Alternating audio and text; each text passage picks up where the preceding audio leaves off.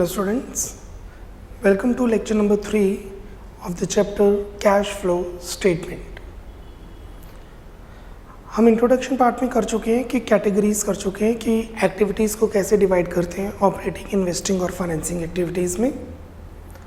According to accounting standards के हिसाब से जो कैश फ्लो का स्टेटमेंट का फॉर्मेट है उसमें पहले आती हैं ऑपरेटिंग एक्टिविटीज़, फिर आती हैं इन्वेस्टिंग एक्टिविटीज़, फिर आती हैं फाइनेंसिंग एक्टिविटीज़ और फिर आता है कैश एंड कैश इक्विवेलेंट्स का format. I repeat, first we do is operating, then we do is investing, then we do is financing and then we do is cash and cash equivalents. But मुझे समझाना easy है और आपको समझना easy है अगर हम पहले फाइनेंसिंग समझें, फिर इन्वेस्टिंग, फिर operating. So we'll be doing financing activities, then investing, then operating, and after that we'll do all together comprehensive questions starting from operating, investing, financing जो accounting standard का format है. So this lecture is dedicated for financing activities. The format for the same. C. The format is this.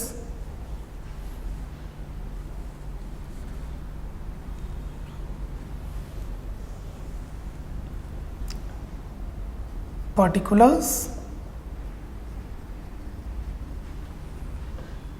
details, amount. C. I hope you got it by C because A is for operating, B is for investing, C is for financing. C. Cash flow from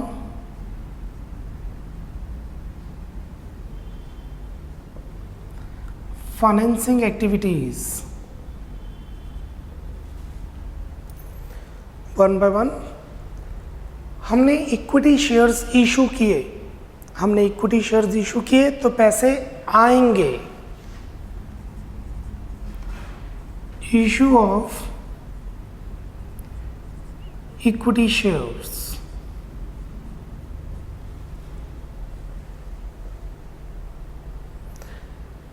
हमने preference shares redeem किए, तो पैसे जाएंगे. Minus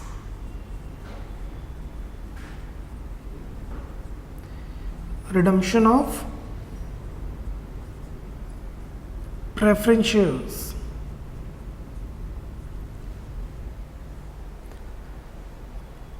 हमने debentures issue किए, हमने means company ने debentures issue किए, तो जो आपको फॉर्मेट गिवन होगा बैलेंस शीट का वो ऐसे गिवन होगा. पहले डिबेंचर्स थे 10 लाख, अब डिबेंचर्स हैं 12 लाख. पहले डिबेंचर्स थे 10 लाख, अब 12 लाख, तो डिबेंचर्स 2 लाख से बढ़ गए.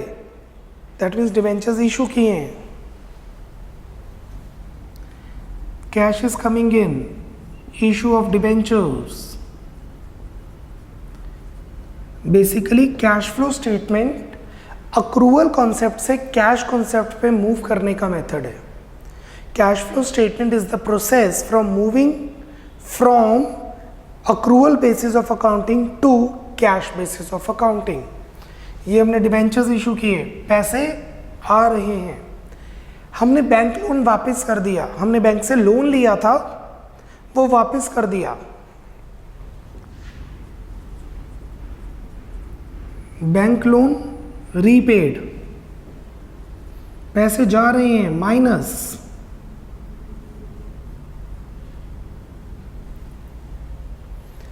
बैंक ओवरड्राफ्ट बढ़ गया, तो बैंक से लोन लिया है, पैसे आ रहे हैं. Plus increase in bank overdraft, bank से लोन लिया है, पैसे जा रहे हैं. प्लस अब इनकी कॉस्ट आएगी, इसे कहते हैं cost of debt, cost of equity. This is cost of equity, this is cost of preference, this is cost of debt. I repeat, this is cost of equity. जब मेरी कंपनी ने equity shares issue किए, आप मुझे पैसे दे रहे हैं, तो बदले में कुछ तो एक्सपेक्ट करेंगे। क्या एक्सपेक्ट करेंगे? Dividend. I will pay you dividend, this is the cost. Dividend paid.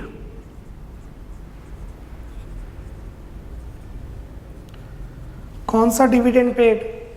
Equity पे, प्रेफरेंस पे, इंटरिम प्रपोज, सब पैसे जा रहे हैं। प्रेफरेंस शेयर्स पर डिविडेंड पे। डिबेंचर्स पर पे क्या होता है? डिबेंचर्स पर पे होता है इंटरेस्ट। डिबेंचर्स पर ब्याज पे होता है, पैसे जा रहे हैं। Minus interest paid.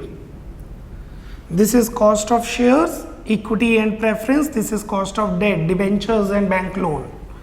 Interest paid on debentures, bank loan, bank overdraft. ये जो आपका आंसर आएगा, ब्रैकेट का मतलब होता है minus cash is going out. ये जो आपका आंसर आएगा ये आउटर कॉलम में जाएगा। Here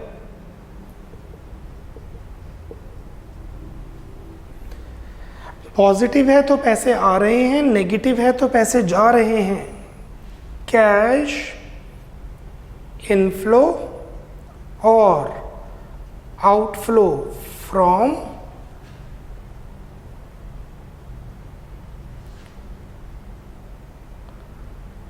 financing activities. This is the answer. Positive और नेगेटिव डिपेंड्स। नोट कीजिए फॉर्मेट, उसके बाद मैं इससे रिलेटेड आपको notes लिखवाऊंगा।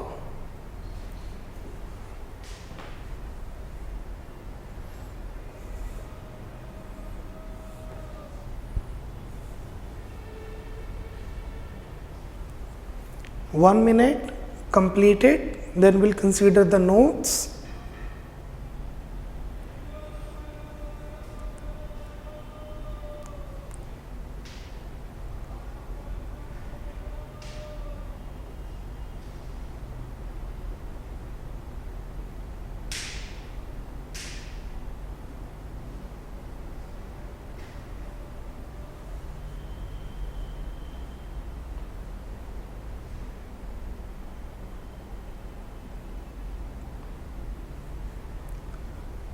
Thirty more seconds.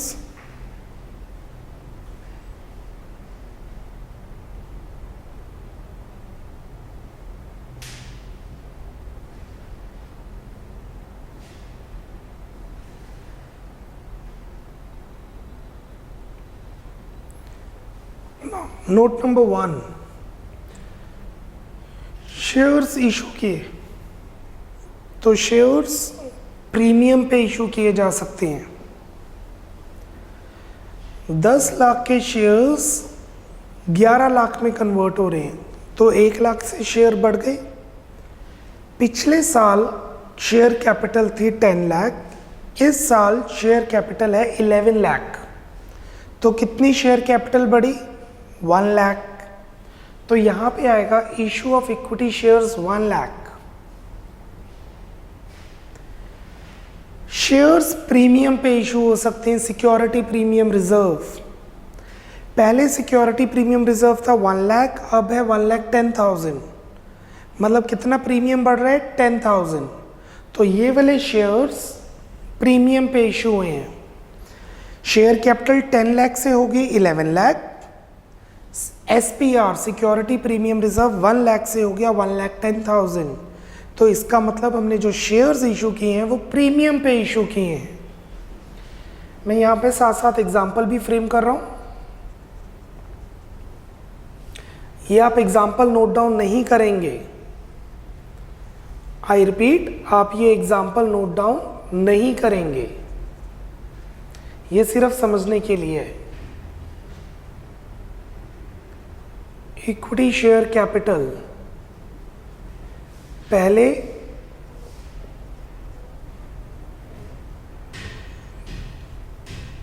10 lakh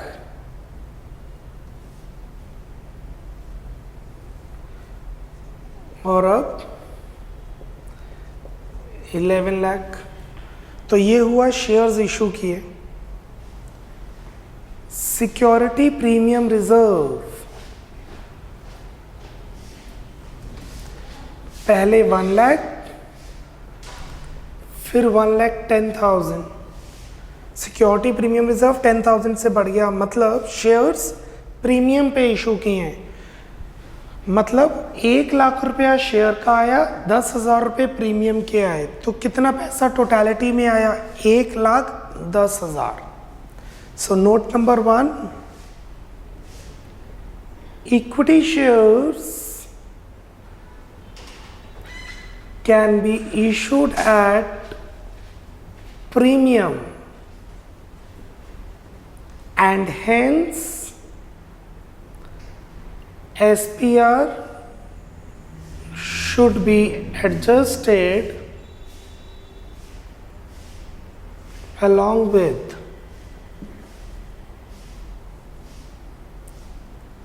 then we have redemption of preference shares। ये जो चीज़ें हैं ये आप ऊपर नीचे भी लिख सकते हैं, इससे कोई फर्क नहीं पड़ता। मैं एक एग्जांपल जैसे बोले फ्रेम कर रहा हूं, 8% प्रेफरेंस शेयर कैपिटल, पहले थी 5 लाख, अब है 3 lakh. Preference share capital 2 lakh से कम हो रही है, मतलब हमने प्रेफरेंस शेयर होल्डर्स को पैसे वापस किए हैं, मतलब पैसे जा रहे हैं। और ये जो रिडम्पशन है, ये रिडम्पशन हो सकती है प्रीमियम पर। कितने पैसे जा रहे हैं? 2 लाख, 5 लाख से 3 लाख, 3 लाख 2 लाख, और हमने 10% प्रीमियम पे रिडम्पशन की है। 10% प्रीमियम पे रिडम्पशन का मतलब हमने ज़्यादा पैसे वापस किए हैं। कंपनी ज़्यादा पैसे वापस कर सकती है गुडविल करने के लिए, बनाने के लिए।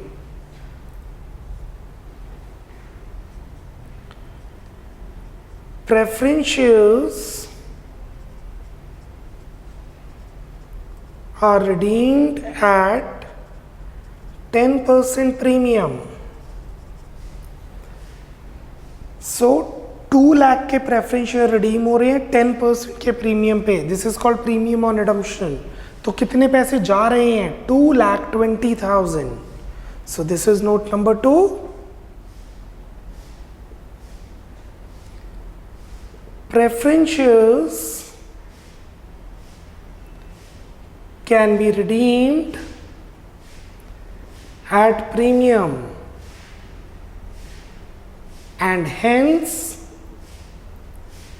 premium on redemption should be adjusted along with। इसलिए प्रेफरेंस शेयर्स के ऊपर कोई भी प्रीमियम ऑन रिडम्पशन होगा वो एडजस्ट किया जाएगा। Third, issue of debentures. Debentures issue किए गए हैं, रिडीम भी हो सकते हैं। से 6% डिबेंचर्स, ये जो 8% है और ये जो 6% है, ये इनका नाम होता है।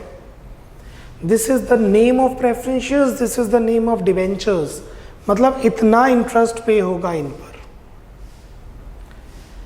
पहले डिबेंचर्स थे 7 लाख, अब डिबेंचर्स हैं 10 लाख। कितने डिबेंचर्स इशू हो रहे हैं? 3 लाख। हो सकता है डिबेंचर्स डिस्काउंट पे इशू हुए हो। Discount on debentures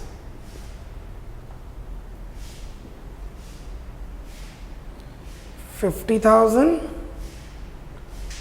70,000। अगर आपके माइंड में कुछ भी वाइसा वर्सा आता है कि अगर डिस्काउंट बढ़ रहा है तो ये माइंड कम हो रहा है तो क्या करेंगे?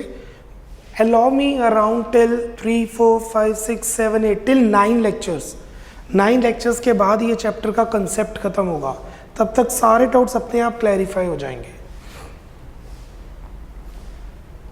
डिबेंचर्स कितने बढ़े? 3 लाख, मतलब 3 लाख से डिबेंचर्स बढ़ गए और 20,000 का हमने डिस्काउंट दे दिया। तो मैंने 3 लाख के डिबेंचर्स दिए जिस पे 20,000 का डिस्काउंट है, तो एक्चुअल में मेरे पास कितने आए? 2,80,000। 3 लाख के डिबेंचर्स बढ़े हैं, 20,000 का डिस्काउंट, तो एक्चुअल में 280 आए हैं। So this is 3 for example. Debentures can be issued at premium or discount and can be redeemed at premium, and hence security premium reserve, discount on issue and premium on redemption should be adjusted along with debentures premium पे issue हो सकते हैं, debentures discount पे issue हो सकते हैं, debentures premium पे redeem हो सकते हैं। तो सिक्योरिटी प्रीमियम रिजर्व जब डिबेंचर्स प्रीमियम पे इशू होंगे, डिस्काउंट ऑन इशू जब डिबेंचर्स डिस्काउंट पे इशू होंगे, प्रीमियम ऑन रिडम्पशन जब डिबेंचर्स प्रीमियम पे रिडीम होंगे। तो ये सब एडजस्टमेंट साथ में ही करनी है, जैसे कि 6% debentures are redeemed at 5% premium. 6% debentures redeem हो रहे हैं 5% के प्रीमियम पे।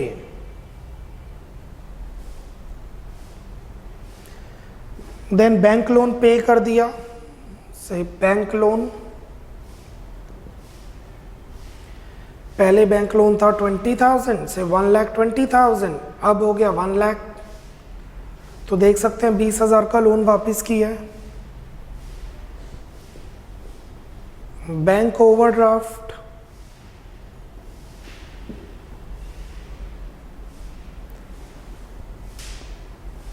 बैंक ओवरड्राफ्ट बढ़ रहा है, मतलब हमने बैंक से लोन लिया है, शॉर्ट टर्म लोन लिया है, पहले 50,000 अब 70,000 से 1,70,000।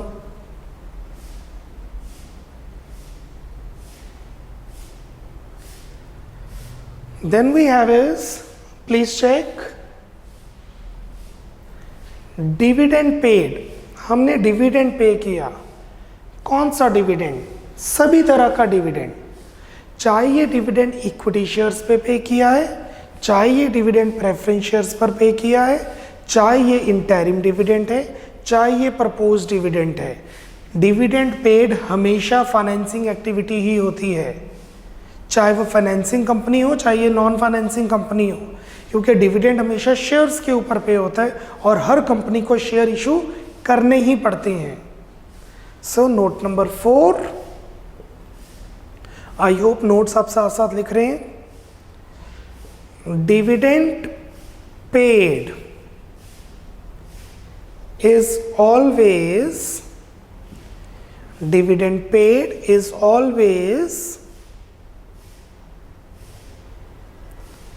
financing activity, whether it is equity dividend or preference dividend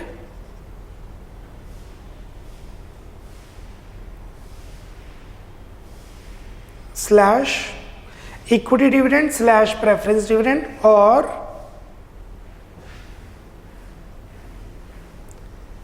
interim dividend slash proposed dividend। Dividend paid हमेशा एक फाइनेंसिंग एक्टिविटी ही होगी, चाहे वो इक्विटी डिविडेंड हो या प्रेफरेंस डिविडेंड, इंटरिम डिविडेंड हो या प्रपोज डिविडेंड। सही, इसी क्वेश्चन में एक पॉइंट डाल देते हैं।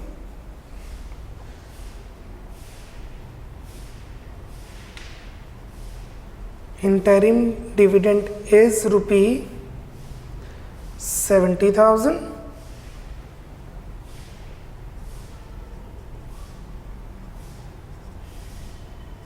proposed dividend is as follows: 2021 2022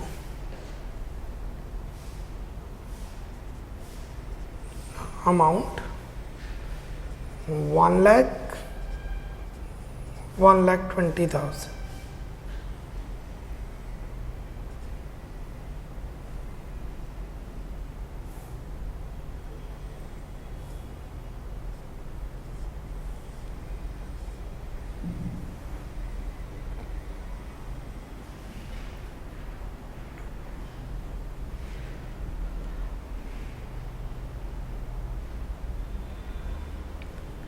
हमने कुछ शेयर्स इशू एक्सपेंसेस पढ़े होंगे, शेयर हमने इशू किए हैं, चेक कीजिए, तो वो भी कुछ पढ़ा होगा।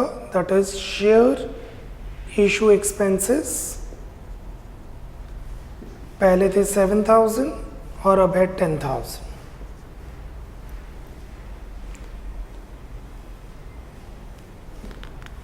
So what I have done is, मैंने आपको फाइनेंसिंग एक्टिविटीज़ का फॉर्मेट बता दिए। एज सच फॉर्मेट नहीं है कोई भी, it is just particulars details amount. हम ध्यान देंगे शेयर्स, डिवेंचर्स और बैंक लोन पर और उसके हर टाइप के खर्चे पर। दैट मीन्स इक्विटी शेयर हो, प्रेफरेंस शेयर्स हो, उनका प्रीमियम हो, डिस्काउंट हो, शेयर इशू एक्सपेंस हो, प्रीमियम और रिडम्पशन हो, डिवेंचर्स हो, उनका इंटरेस्ट हो, everything. Cash is coming in plus cash is going out minus the net answer would be the inflow or outflow goes to the outer column amount। और मैंने इसके कुछ नोट्स एक्सप्लेन कर दिए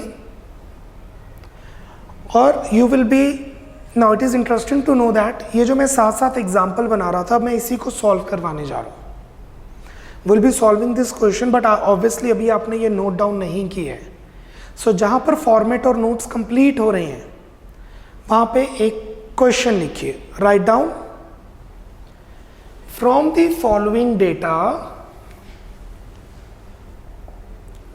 from the following data compute cash flow from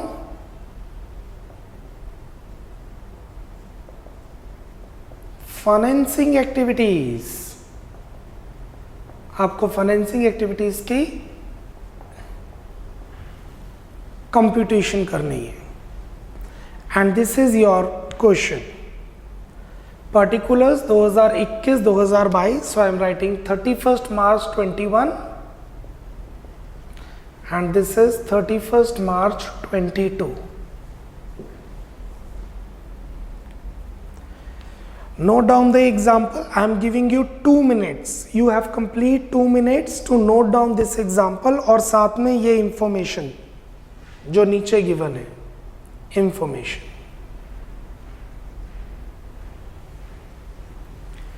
Two minutes for the same.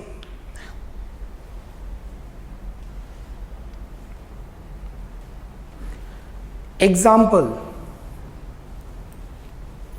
Note it down along with the information.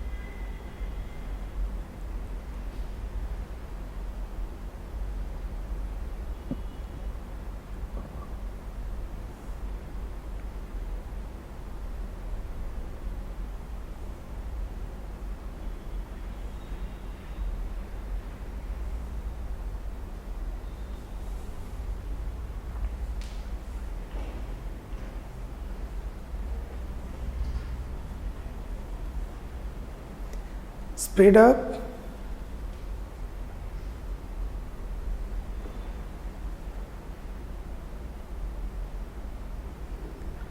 Thirty more seconds. अगर आपको लगता है 30 सेकेंड्स के बाद ये कंप्लीट नहीं हो सकता, pause the video and note down the complete example, then will start with the solution. 2 minute इसके लिए बहुत हैं, but if you think it is not feasible for you, you can pause the video and note down the example in your copy. Then you will start with the solution. Speed up 10 to 15 more seconds.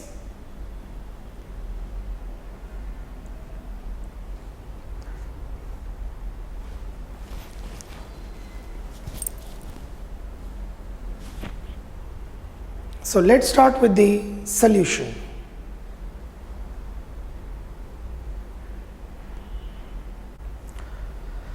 Now, share capital बढ़ रही है, share capital बढ़ रही है तो पैसे आ रहे हैं.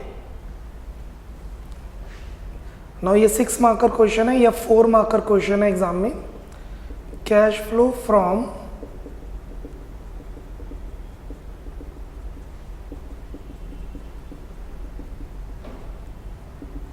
Financing activities,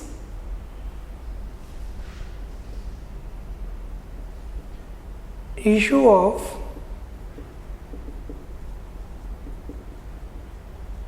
equity shares.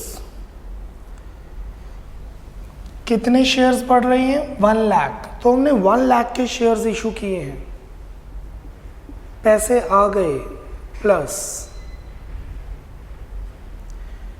Security premium reserve बढ़ रहा है, मतलब पैसे आ गए, मतलब 1 लाख के शेयर्स पर हमें 1,10,000 रुपये मिले हैं.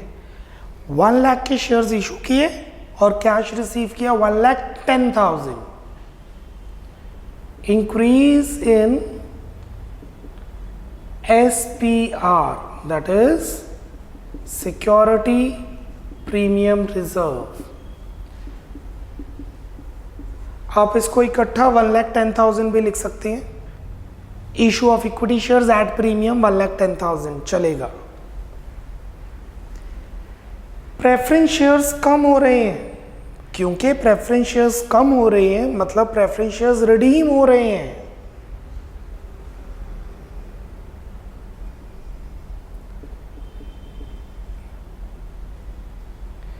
Redemption of preference shares, redemption of preference shares. कितने प्रेफरेंस शेयर्स रिडीम हो रहे हैं? 2 लाख. पैसे जा रहे हैं माइनस. अब प्रेफरेंस शेयर्स पार पे भी रिडीम हो सकते हैं, मतलब 2 लाख के शेयर्स लेके 2 लाख कैश दे दिया, या ज़्यादा भी वापस हो सकते हैं. ये डिपेंड करता है आर्टिकल ऑफ एसोसिएशन में क्या कॉन्ट्रैक्ट बना था जब शेयर इशू किए थे. Preference shares are redeemed at 10% premium. Preference shares 10% के प्रीमियम पे रिडीम हुए हैं. कितने प्रेफरेंस शेयर्स रिडीम हुए हैं? 2 लाख. कितने प्रीमियम पे? 10%, मतलब 2 लाख रुपए वापस करने थे, हमने 10% एक्स्ट्रा 2,20,000 वापस किए. Premium on redemption of preference shares, पैसे जा रहे हैं 20,000,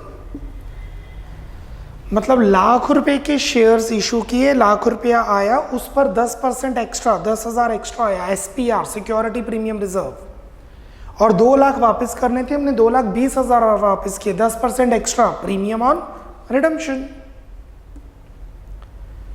आगे बढ़ते हैं. 6% डिबेंचर्स, डिबेंचर्स बढ़ रहे हैं, मतलब डिबेंचर्स इशू किए हैं. हम 22 की बना रहे हैं financing activities. Cash flow statement 31 मार्च 2022 का बन रहा है, बाद वाले साल का बनता है, तभी पिछले से कंपैरिजन करते हैं. Cash flow statement is comparative analysis,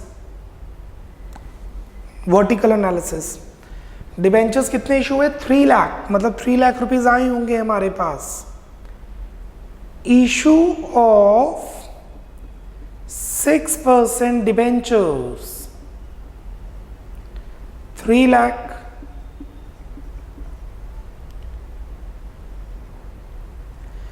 जब डिबेंचर्स इशू हुए होंगे तो वो या तो पार पे इशू हुए होंगे या प्रीमियम पे या डिस्काउंट पे। मतलब 3 लाख के डिबेंचर इशू हुए हैं, पार पे 3 लाख कैश आया, प्रीमियम पे 3 लाख से ज़्यादा कैश आया, डिस्काउंट पे 3 लाख से कम कैश आया। सो डिबेंचर्स 3 लाख के हैं, ज़्यादा पैसे आ रहे हैं the debentures are issued at premium, कम पैसे आ रहे हैं debentures are issued at discount, उतने ही पैसे आ रहे हैं debentures are issued at par. आप देख सकते हैं डिस्काउंट ऑन डिबेंचर्स बढ़ रहा है, पहले 50,000 थे अब 70,000 हैं, तो कितना डिस्काउंट बढ़ा? 20,000। मतलब हमने 3 लाख के डिबेंचर्स पर 20,000 का डिस्काउंट दिया है। 3 लाख के डिबेंचर्स पर 20,000 का डिस्काउंट दिया है, तो 2,80,000 आए हैं हमारे पास। Technically we have receive 280। इसकी जर्नल एंट्री ऐसी बनेगी, bank 280, discount 20, to debentures 3 lakh. This is what the entry would be. So bank में तो 280 आ रहे हैं। Discount on issue of debentures 20,000। तो बेसिकली इन दोनों को इकट्ठा किया जा सकता है। शेयर्स प्रीमियम पे इशू किए 110, इन दोनों को इकट्ठा किया जा सकता है। प्रेफरेंस शेयर्स प्रीमियम पे रिडीम किए 220 माइनस, इन दोनों को इकट्ठा किया जा सकता है। Issue of debentures at discount 280 minus, debentures discount पे इशू किए 280 माइनस। अगर ये डिबेंचर्स रिडीम हो रहे होते, अगर ये डिबेंचर्स रिडीम हो रहे होते, you are getting what I am saying, अगर ये डिबेंचर्स रिडीम हो रहे होते तो प्रीमियम ऑन रिडम्पशन होता, क्योंकि डिबेंचर्स प्रीमियम पे भी रिडीम हो सकते हैं और पार पे भी। ये डिबेंचर्स रिडीम नहीं हो रहे, इशू हो रहे हैं, तो ये वाली जो एडजस्टमेंट है ये गलत है।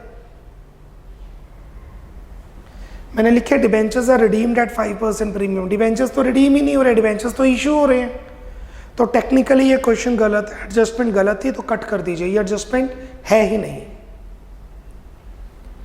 आगे बढ़ते हैं।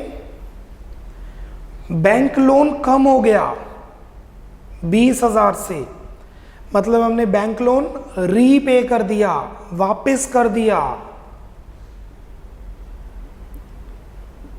Repayment of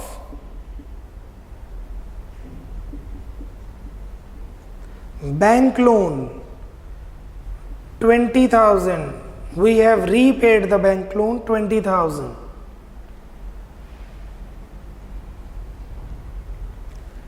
bank overdraft, bank overdraft बढ़ गया, बैंक ओवरड्राफ्ट बढ़ गया, मतलब उन्हें बैंक से लोन लिया है। ये दूसरा बैंक होगा, ये तीसरा बैंक होगा, they are 2 different banks. Bank overdraft बढ़ गया मतलब हमने बैंक से लोन लिया है, पैसे आ रहे हैं। Increase in bank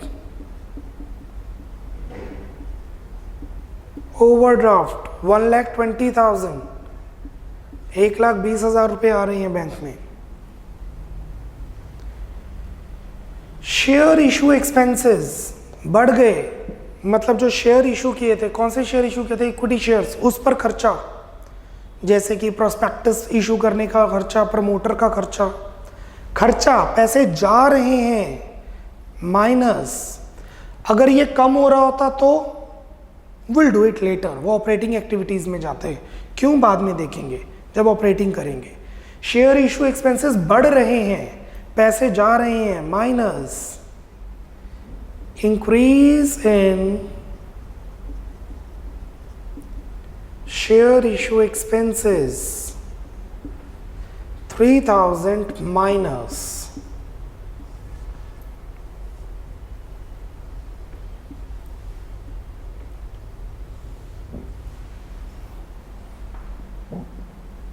now cost, equity shares को डिविडेंड देंगे, प्रेफरेंस शेयर्स को डिविडेंड देंगे, डिबेंचर्स को इंटरेस्ट देंगे।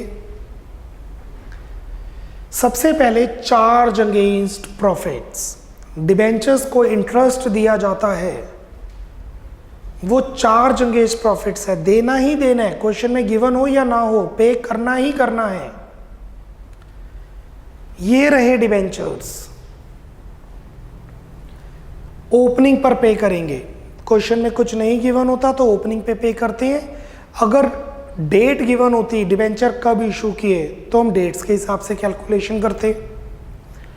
अगर डिबेंचर इशू हुए होते 6 मंथ्स के बाद, तो 6 मंथ्स पर इस पर ब्याज, 6 मंथ्स पर इस पर ब्याज।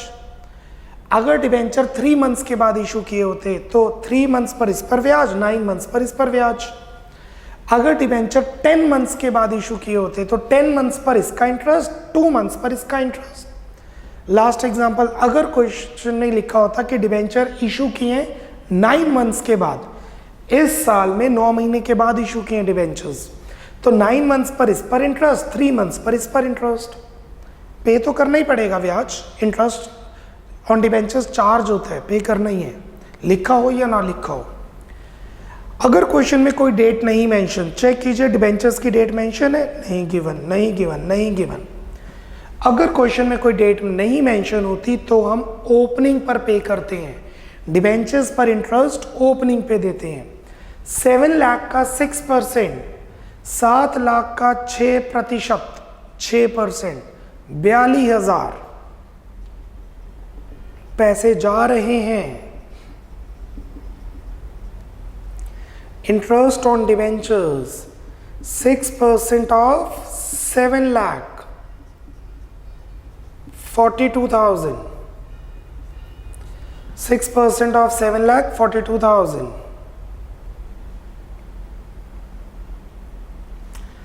डिबेंचर्स को इंटरेस्ट देने के बाद प्रेफरेंस को डिविडेंड देंगे, वो तब देना है जब क्वेश्चन में गिवन हो, नहीं गिवन तो नहीं देंगे, क्योंकि it is appropriation against profits. Interest देना कंपल्सरी है, डिविडेंड देना ऑप्शनल है। तो डिविडेंड तब देंगे जब क्वेश्चन में लिखा है yes interim dividend is 70,000 dividend दिया,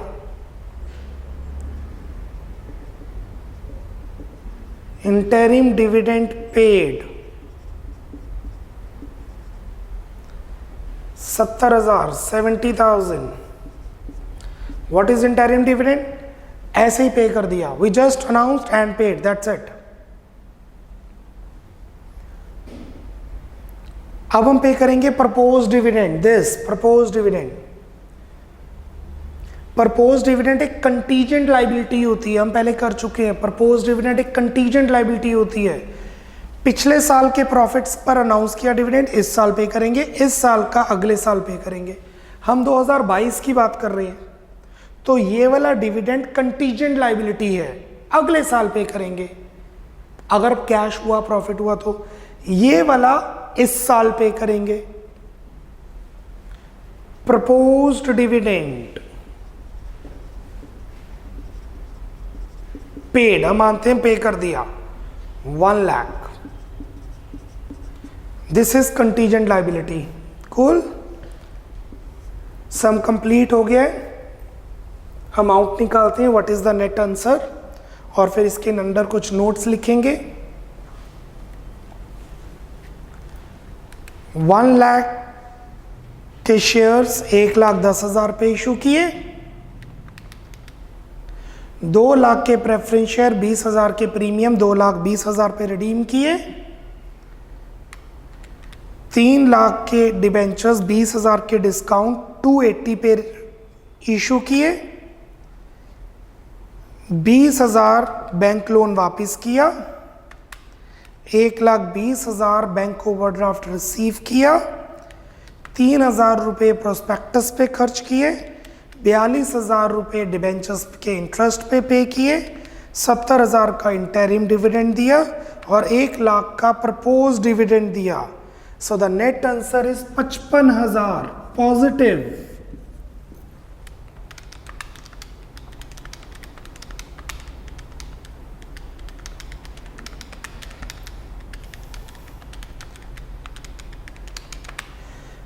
The net answer is 55,000 positive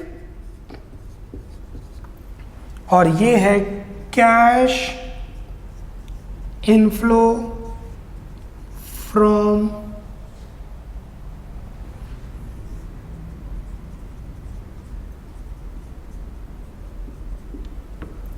financing activities.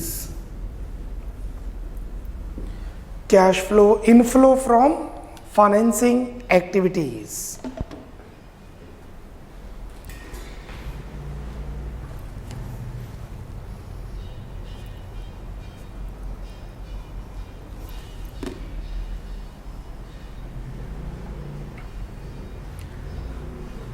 Now write down the note.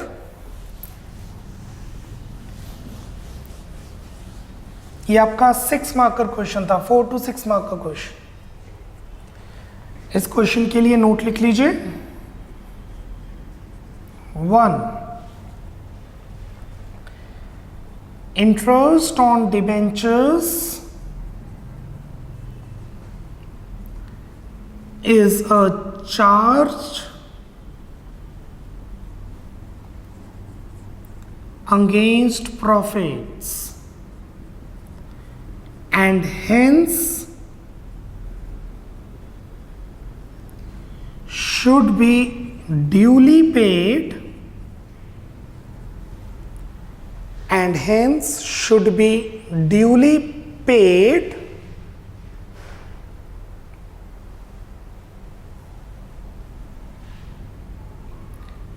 even if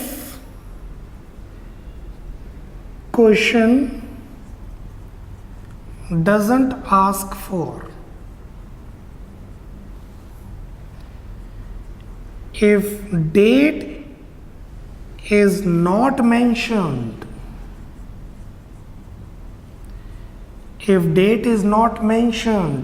then it would be computed on opening balance. अगर क्वेश्चन में कुछ नहीं गिवन तो वो ओपनिंग बैलेंस में compute होगा, जैसे हमने इस क्वेश्चन में किया है. ओपनिंग इंटरेस्ट ऑन कैपिटल पे जैसे कहा था हम पे करते हैं, पार्टनरशिप में हमने किया था ओपनिंग कैपिटल पे इंटरेस्ट पे होता है अगर डेट ना मेंशन हो. Note number 2. Dividend on equity shares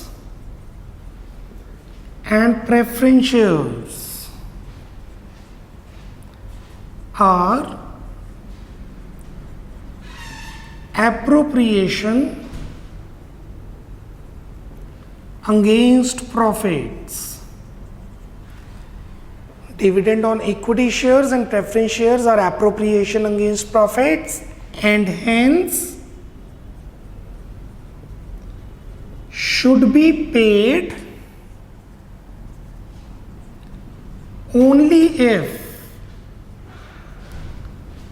question से सो.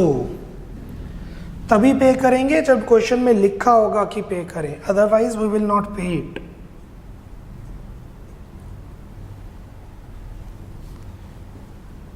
It is important to note that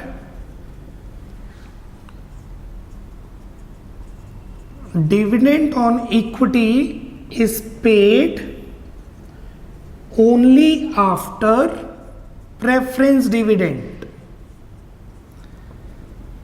कहने का मतलब है अगर क्वेश्चन में लिखा है प्रेफरेंस को डिविडेंड दो तो इक्विटी को नहीं देंगे. अगर क्वेश्चन में लिखा है इक्विटी को डिविडेंड दो तो प्रेफरेंस को भी देंगे.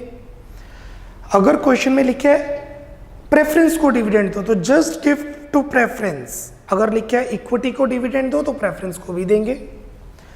और एक चीज का ध्यान रखना है, हमने जो भी क्वेश्चन किया है ये वाला, इसमें सिर्फ प्रपोज डिविडेंड था तो वो इक्विटी और प्रेफरेंस दोनों का ही था.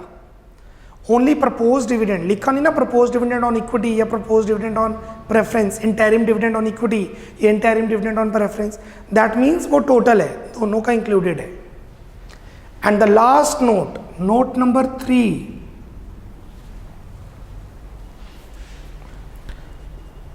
proposed dividend is paid after an year and hence considered for the year 2021 and not 2022. क्योंकि 2022 के लिए वो डिविडेंड कंटीजेंट लायबिलिटी और 21 के लिए वो डिविडेंड वही है जो पे करने.